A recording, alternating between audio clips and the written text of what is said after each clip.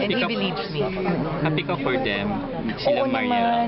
I was at the Shower. shower at Mariel. Last Saturday. Sobra akong tuwang-tuwa sa kanila kasi natuwa ako kasi nung, syempre di ba nagkakailangan kami, tapos ang daming camera. Pagpasok ko, kasi yun lang naman talaga yung first time na nagkita kami ni Mariel na kasama si Robin. Nagkikita kami medyo malayo, pero yung in-invite talaga ako, and I said yes, Lahat and ng we, ex may communication. Saka may communication na kami ni Mariel, so we're really good friends now.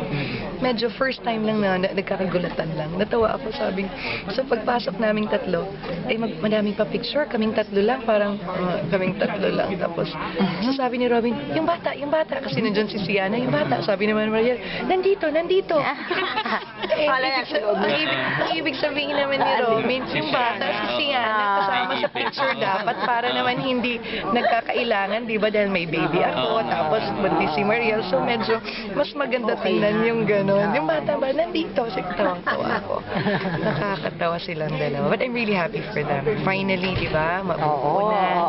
And a baby girl. Ay, Diyos ko. Maria Ano Isabella. napag-usapan niyo ni Mariel? Kasi syempre first time yung talagang kasi sa Bonifacio, hindi No, naman kayo we never had the nag-ano, chance. Kasi, kasi I think, yun ang nagiging talaga ni Robin. Pag may ginagawa siyang movie, si Mariel din hindi naman talaga bumibisita.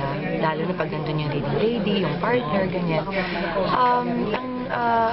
But we talk a lot when it comes to we speak about being a mother, yung ganyan. I'm so excited for you, about my relationship, about his happiness with Robin.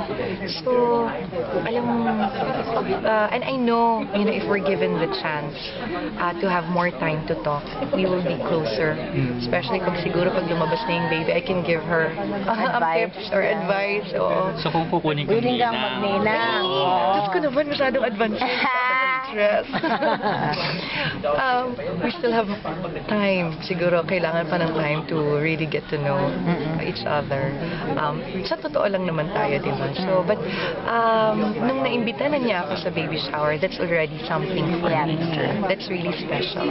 And she feels the same. And also Robin.